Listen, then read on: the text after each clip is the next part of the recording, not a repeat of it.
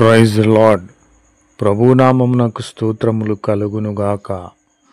ఈరోజు పాఠ్యాంశము కొరింథీలకు రాసిన 2వ పత్రిక 12వ అధ్యాయంలో నుండి ధ్యానించుకుందాము.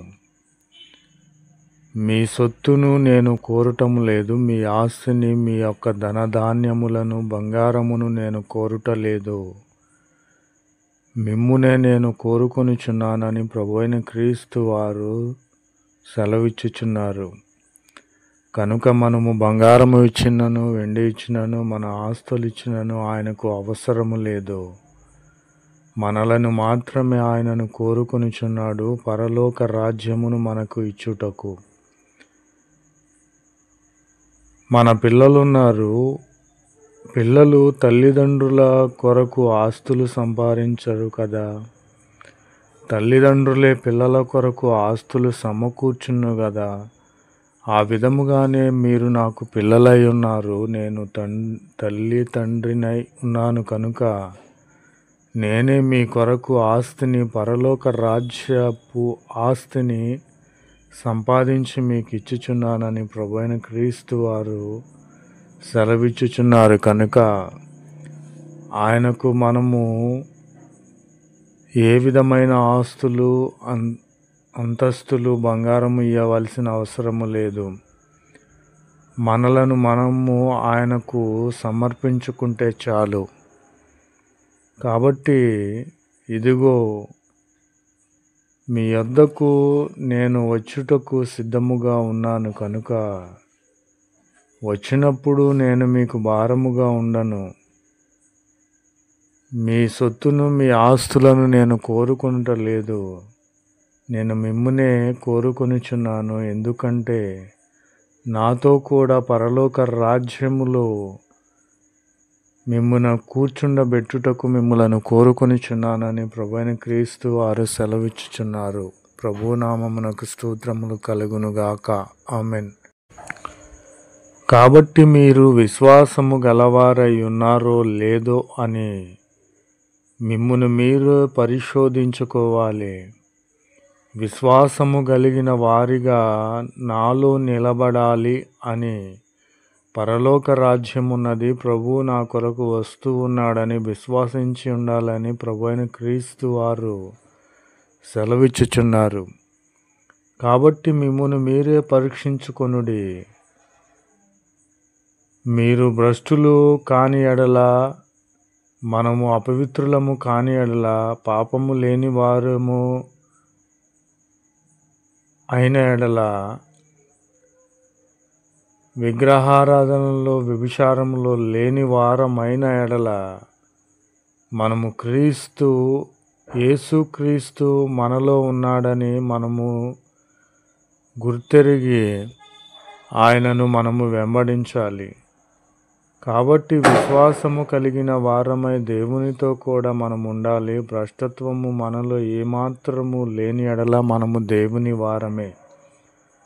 కాబట్టి చివరకు సహోదరులారా, సంతోషించుడి, సంపూర్ణులైయుండుడి, ఆదరణ కలిగియుండుడి, ఏక మనస్కులై దేవుని స్తుతించుడి, సమాధానము కలిగిన వారమై ఉండాలి.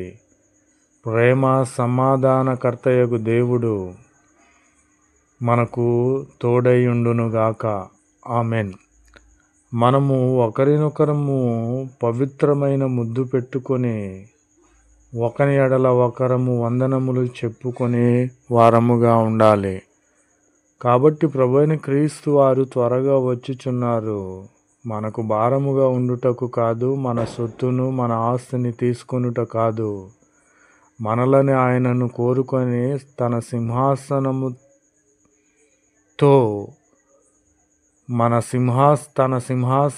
పక్కన తన సింహాసనము మీద కూర్చుండబెట్టుటకు మనలను కోరుకొని ఉన్నాడు. ప్రభునామమునకు స్తోత్రములు కలుగునుగాక. ఆమెన్. जय यीशु मसीह की। आज दिन की प्रभु पवित्र वचन कुरिन्थियों की दूसरा पत्री 12 अध्याय में है। क्योंकि मैं तुम्हारी संपत्ति नहीं, वरन तुम ही को चाहता हूँ, क्योंकि बच्चों को माता पिता के लिए धन बटेरना नहीं चाहिए, पर माता पिता को बच्चे के लिए।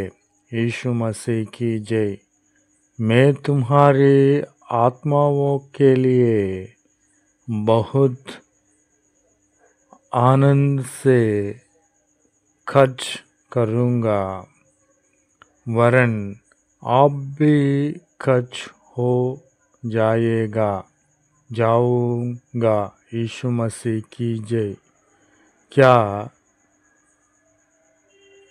जितना बढ़ाकर मैं तुमसे प्रेम रखता हूँ, उतना ही घटकर तुम मुझसे प्रेम रखोगे। यीशु मसीह की जय। आपने आपको परखो कि विश्वास में हो कि नहीं। आपने आपको जांचो। क्या तुम अपने विषय में यह नहीं जानते कि यीशु मसीह तुम में है? नहीं तो तुम निकम्मे निकाले हो। यीशु मसीह की जय। निदान हे भाइयों, आनंदित रहो, सिद्ध बनते जाओ, ढांढस रखो, एक ही मन रखो, मेल से रहो, और प्रेम और शांति का दाता परमेश्वर तुम्हारे साथ होगा। देखो, मैं तुम्हारे साथ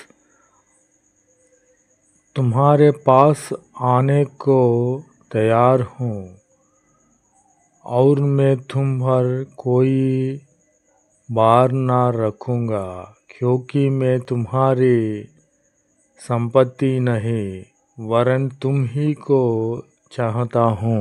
यीशु मसीह की जय। आमीन।